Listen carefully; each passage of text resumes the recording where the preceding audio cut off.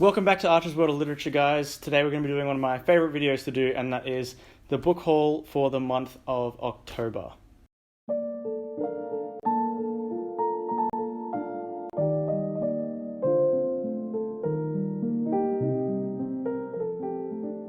So we had a very good month of, bad habits.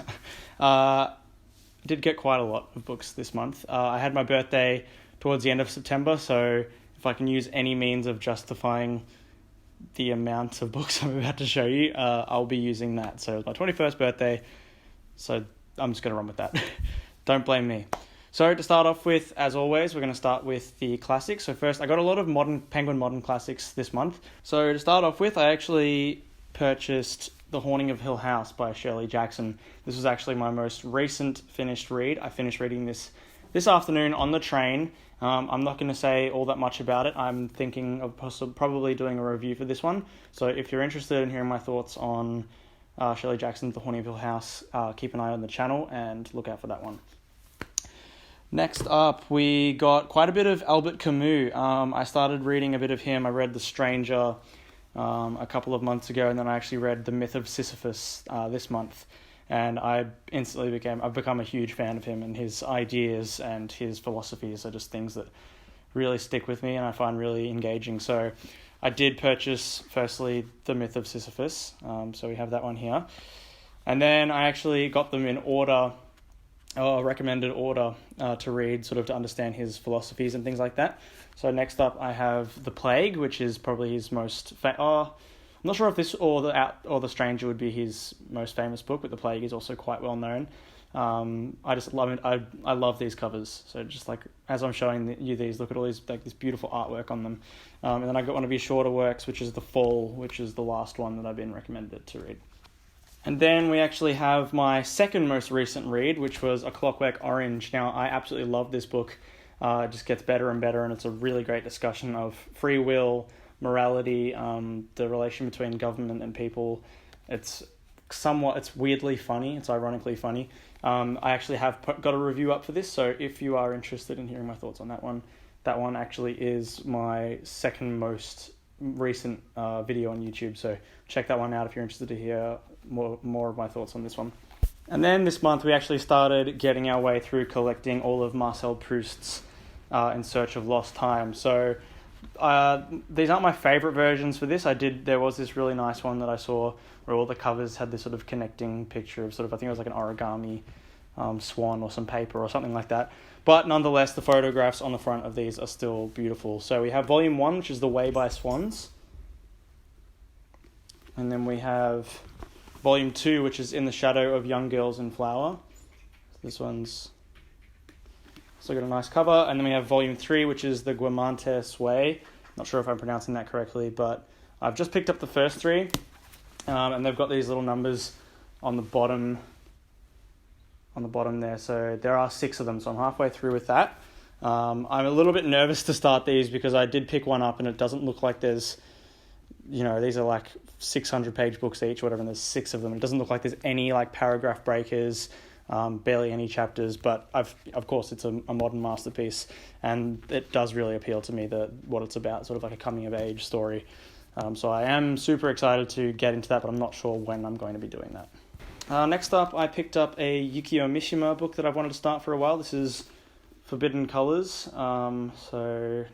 Mishima's work is sort of, it's really kind of linked to his own struggles with his own sexuality and coming to terms with, being a homosexual in an age in Japan where that really wasn't socially acceptable. And a lot of his stories cover themes like that. And this one sort of sounds interesting because it's this guy who's getting like this revenge on women, essentially, because he's not comfortable with the fact that he doesn't find them like attractive.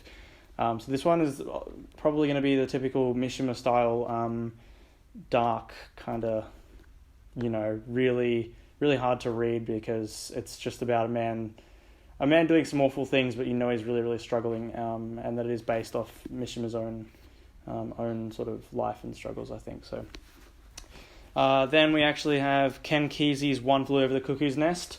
Again, this modern classic edition with this really nice front cover. And I can't wait to get into that. The premise, it's actually got these drawings in it, these illustrations. And I love when books do that. Let's see if I can find another one for you. Look, they're so cool. I'm not sure if Ken Kesey did those himself. I would assume that he did. But I love it when artists and authors and writers and stuff sort of merge mediums and merge different types of media into one, and putting pictures in books or music in books, things like that. I really like that, and I think that's really, really cool. Then continuing my Kerouac, my journey of collecting Jack Kerouac, we have The Dharma Bums, which is apparently like the next book sort of relatively in his sort of saga following On the Road, where it's sort of, they're all got different names, but you can kind of tell it's still following sort of the Beat Generation, and this is about their journey to find nirvana, I believe, a spiritual quest of a group of friends in search of Dharma or truth. So that is that one. Now I've dipped my toes into Franz Kafka, because he is another author that has sort of underlying philosophical meaning, and a lot of his stuff that I've seen online sort of appeals to me as well. But we have The Castle by Franz Kafka. Haven't read any Kafka, so I'm like I said, dipping my toes. And then we got James Joyce's A Portrait of the Artist as a Young Man, just because I've heard so much about it, and this is sort of one of those ones that I've heard where, everyone has to have read, so I picked that one up. Then I also got Virginia Woolf by Mrs. Dalloway. Now, this was recommended to me by my friend Isla at Isla Reads on Instagram, so I'll link her in the description. She recommended this one to me as sort of the first book to sort of, dip my toes into Virginia Woolf, because she's a very, very well-known modern classic author, and, she's responsible for a lot of progression in the way that women are promoted in writing and stuff like that. So I really am keen to see how her role was played in some of the books that she's released. So I can't wait to get into that. And then I actually picked this one up today. This is Hubert Selby Jr.'s Requiem for a Dream. Now, I had heard of this movie pretty much only because I'd stumbled across the soundtrack online. It's this really, really beautiful, well-known piece of soundtrack. And then I found out that it was from this movie called Requiem for a Dream. And up until today, I genuinely never knew that it was based on a book. So I saw this on the shelf and I was like, oh, that's that movie. Like, oh my God, there was a book that was based on a book. Just because I love that piece of soundtrack. And so, yeah, I picked up that one, Requiem for a Dream. Super sensual, sort of alluring cover on the front. So I think that was going to be really hard to read it again, because it's sort of, I believe it's about sort of recovering heroin addicts. And so Lou Reed says on the front, if you read this, be careful. So we'll see how we go with that one. So next up in this haul, we're going to be doing the classics. So the Penguin Black Classics editions and the cloth bound that I got actually as well. So these are sort of the ones that are a little bit older than the modern classics. So I actually got my first Friedrich Nietzsche, Beyond Good and Evil. Now, Nietzsche is a philosopher that I've been meaning to get into. He's one of those ones that are sort of, what are they? Sort of like a dramaticist, sort of very, like, not necessarily existentialist, but very, very grim, very brutally honest and brutally realistic people who sort of approach life with the sense of, like, why are we here? Like, is there really any point? So it's very hard reading in the sense that it's not pleasant, but his ideas are quite interesting from a pessimist's point of view. So I am interested to get into Nietzsche's work. And then next up, I've been meaning to find this copy for so long, because they actually have a cloth-bound version of the first part of this sort of trilogy, if you will. And I've been hesitant to pick it up because I wanted a collection of all of them, because it's the one story. It's sort of just like these three different parts. And that is Dante's The Divine Comedy. So this is finally a Penguin Black edition with all three of them in there. So this has Inferno, Purgatorio, and Paradiso. Again, if I get that Italian pronunciation wrong, correct me in the comments, I suppose.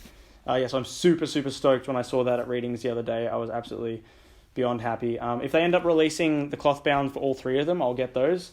But until they do that, I wanted to have all of them in this one sort of copy, or a one because I didn't want to get the cloth-bound version of Inferno and then have to get Purgatorio and Paradiso in two other versions. I wanted them to be in the same sort of style. So, and then the one Penguin cloth-bound classic that I got was this awesome one. This is Naked Lunch by William S. Burroughs.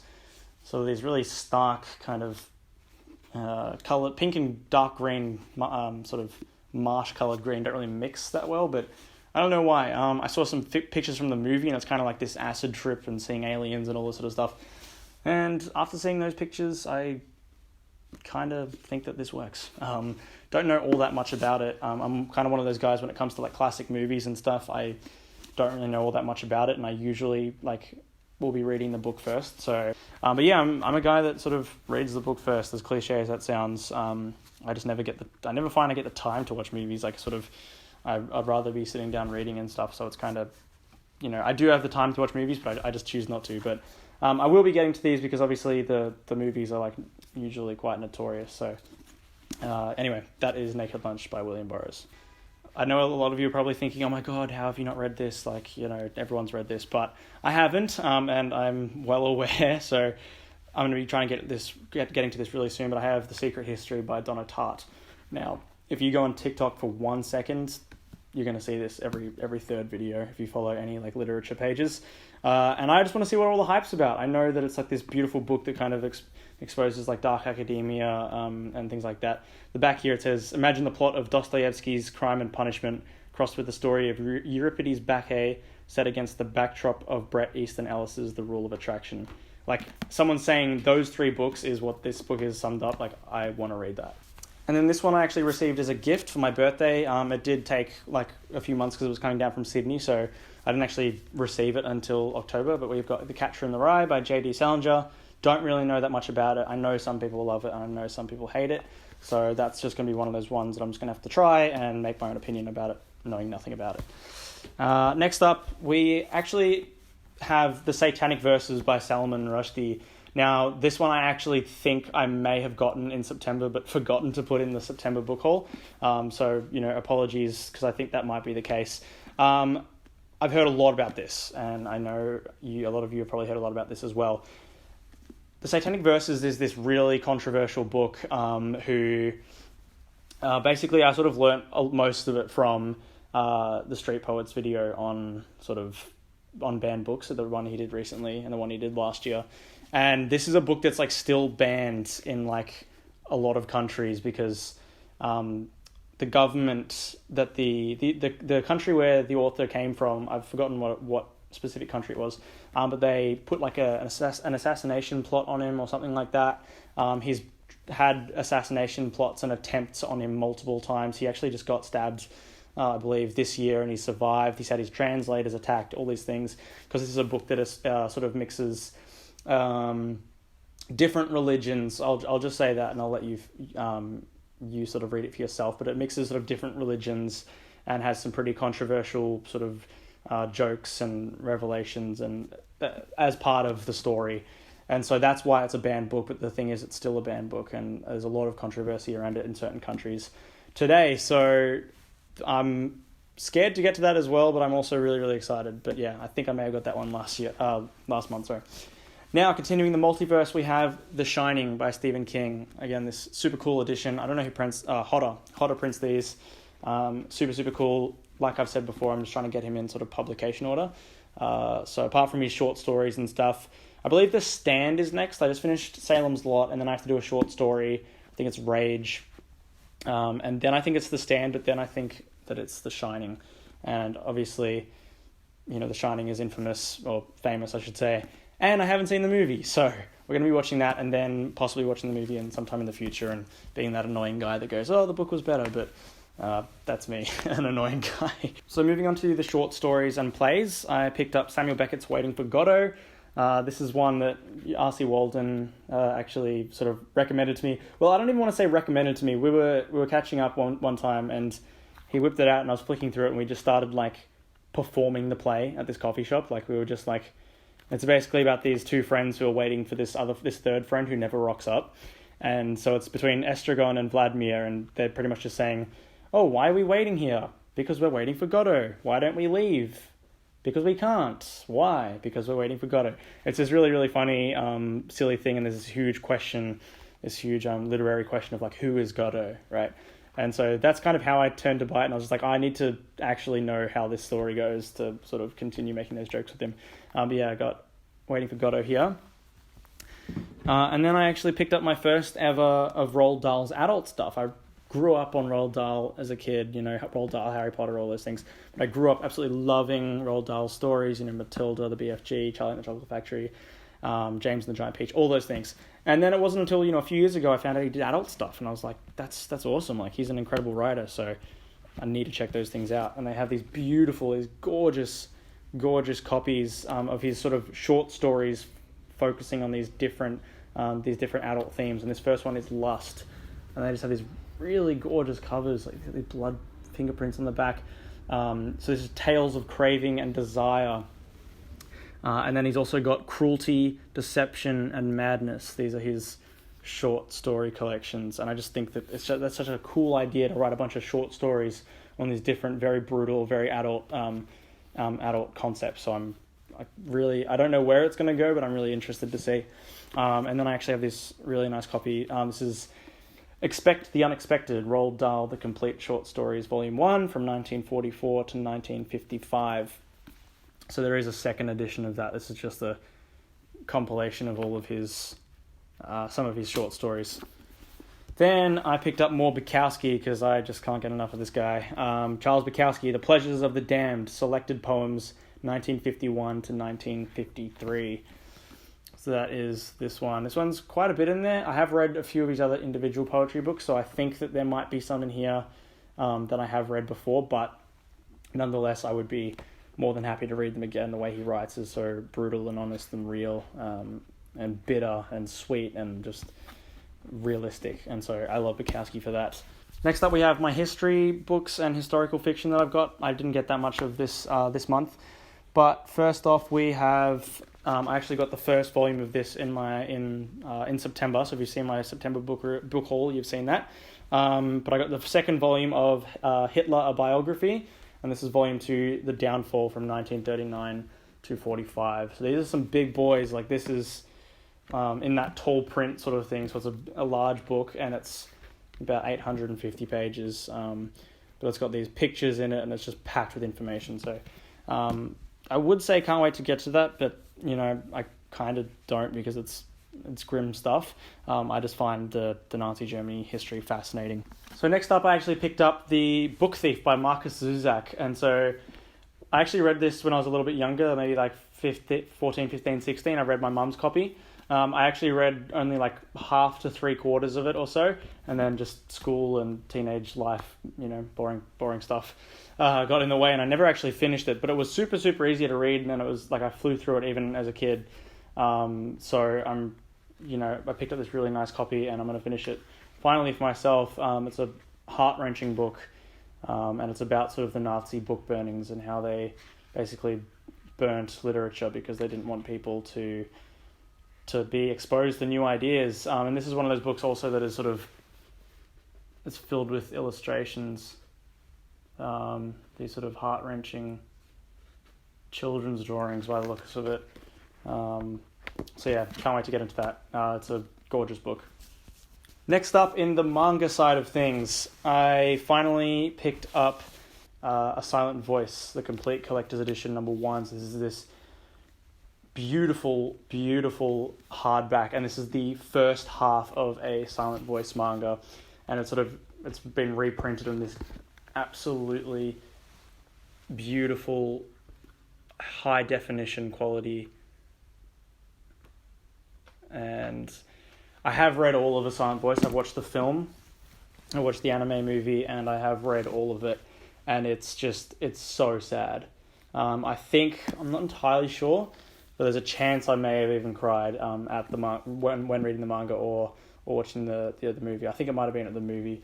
For those of you that don't know, A Silent Voice basically follows a girl who is deaf, and she goes in high school. And she goes to school and she starts getting horrendously bullied because of her disability. And then later on, the main person who is bullying her ends up making a connection with her. They re-meet later in life or something, and he's actually changed. He's actually realizing that what, her disability and him bullying her for that actually meant for her life. And he actually tries and makes a change, and he tries learning sign language and all this sort of stuff. And it's basically a story, this beautiful story about them trying to reconnect and build a friendship after, having gone through that bully to bullying relationship they had, and seeing if they can fix that.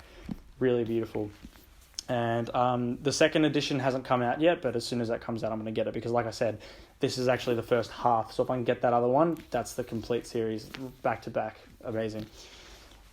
And then just the other day, I actually didn't even know it had come out. I wasn't keeping track. This is My Hero Academia, volume 31. So we're getting along.